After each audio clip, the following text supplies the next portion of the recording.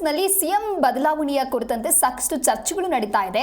ಈ ಬೆನ್ನಲ್ಲೇ ಜಮೀರ್ ಹೇಳಿಕೆ ಕೊಟ್ಟಿದ್ದಾರೆ. ಅಂದ್ರೆ ಸಿಎಂ ಕುರ್ಚಿ ಖಾಲಿ ಇಲ್ಲ ಅನ್ನೋದಾಗಿ ಇಲ್ಲಿ ಜಮೀರ್ ಹೇಳಿಕೆಯನ್ನ ಕೊಟ್ಟಿರುವಂತದ್ದು. ಸಿದ್ದರಾಮಯ್ಯ ಸಿಎಂ ಕುರ್ಚಿಯಲ್ಲಿದ್ದಾರೆ, 5 ವರ್ಷ ಅವರೇ ಮುಂದುವರಿಯುತ್ತಾರೆ. ಈ ಬಗ್ಗೆ ಸಿದ್ದರಾಮಯ್ಯನವರೇ ಹೇಳಿದ್ದಾರೆ.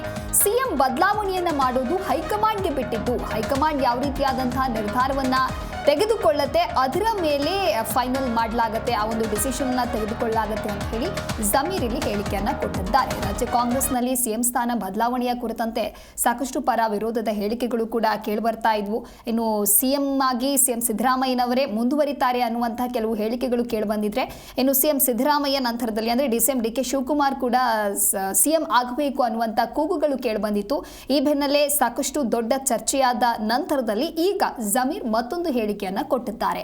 ಸಿದ್ದರಾಮಯ್ಯ ಸಿಎಂ ಕುರ್ಚಿಯಲ್ಲಿದ್ದಾರೆ, ಸಿದ್ದರಾಮಯ್ಯನವರೇ ಹೇಳಿದ್ದಾರೆ, ಅಂದ್ರೆ 5 ವರ್ಷ ಅವರೇ ಮುಂದುವರಿತಾರೆ ಅಂತ ಹೇಳಿ. ಹಾಗಾಗಿ ಹೈಕಮಾಂಡ್ ಯಾವ ರೀತಿಯಾದಂತಹ ತೀರ್ಮಾನವನ್ನ ತೆಗೆದುಕೊಳ್ಳುತ್ತೆ ಅದಕ್ಕೆ ನಾವು ಬದ್ಧರಾಗಿರ್ತೀವಿ ಅಂತ ಹೇಳಿ ಜಮೀರ್ ಹೇಳಿಕೆ ಕೊಟ್ಟಿದ್ದಾರೆ. ಈಗ ಮನೆ ಸಿದ್ದರಾಮಯ್ಯ ಮುಖ್ಯಮಂತ್ರಿ ಕುರ್ಚಿ ಖಾಲಿ ಇಲ್ಲ. ನಾನು ಭಾಳ ಸತಿ ಹೇಳಿದ್ದೀನಿ, ಇವತ್ತು ಹೇಳ್ತಾ ಇದ್ದೀನಿ.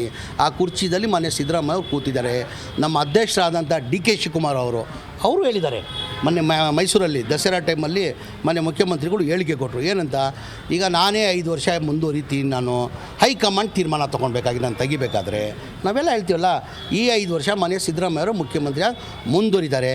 ಅವ್ರನ್ನ ಬದಲಾವಣೆ ಮಾಡಬೇಕಾದ್ರೆ ನೀವು ಮಾಡೋಕ್ಕೆ ಸಾಧ್ಯ ಆಗಲ್ಲ. ಹೈಕಮಾಂಡ್ ಈಗ ಮನೆ ಸಿದ್ದರಾಮಯ್ಯ ಮುಖ್ಯಮಂತ್ರಿ ಕುರ್ಚಿ ಖಾಲಿ ಇಲ್ಲ.